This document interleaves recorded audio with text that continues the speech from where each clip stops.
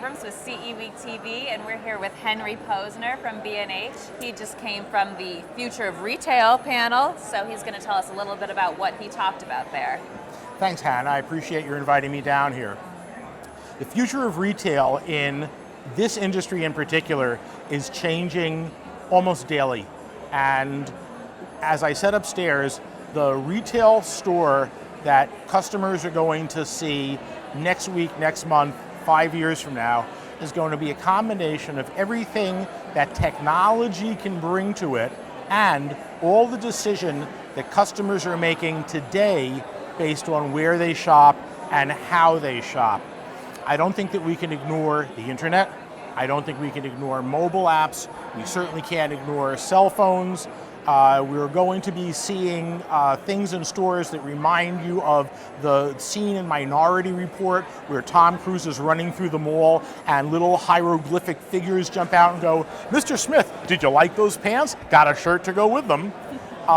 Which to me, I'm an old guy, so to me stuff like that's a little, it nears the border of creepy, right? But to millennials and whatever's going to come after millennials, post-millennials, the kids who look at millennials as being old, that's not going to be different or unusual. That's going to be what they've come to expect.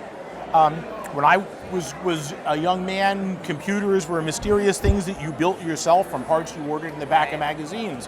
When my kid got her first laptop, you pushed the button and you turned it on. It was like the refrigerator. Mm-hmm. The way the refrigerator works is you open the door, the light comes on, the beer is cold, end of conversation.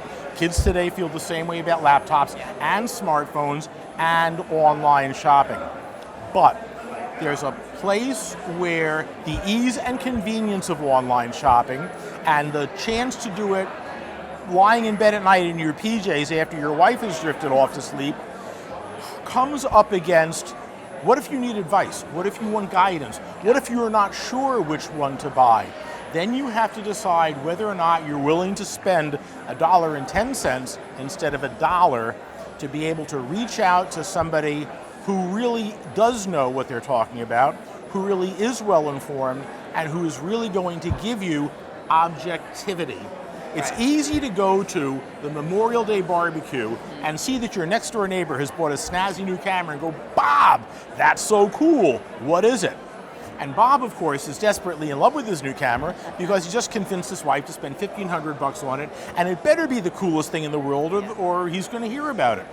When you call a store like B&H, you get fact-finding questions.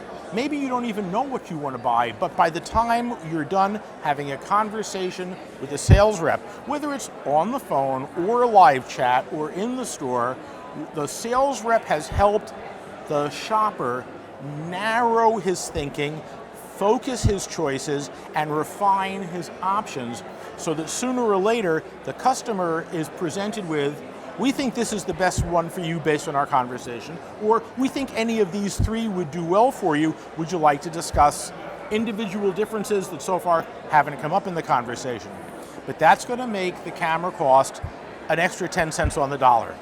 And a customer is going to have to decide which one they prefer based on their shopping priorities. And if too many customers decide that's not a shopping priority, the number of places that are going to be able to offer that kind of service will dwindle. And the more they dwindle, the more they will dwindle because it's a ripple effect, it's a domino effect.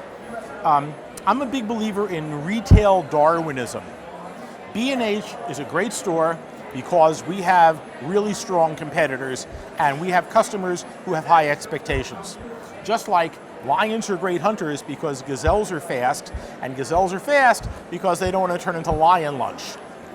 I know we have retailers chasing behind us, nipping at our heels. I do not want them to catch us. I do not want them to run over us. I do not want to turn into the poor slobs getting snatched up by the raptors in Jurassic World. Me either. I want to stay fleet of foot.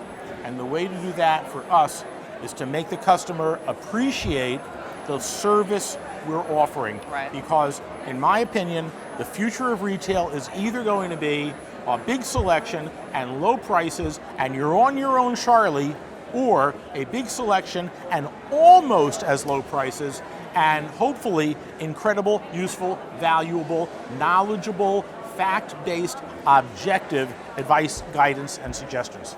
All right, well, that was very informative. Thank you, Henry. And for more CE Week TV, head on over to ceweekny.com. Thank you.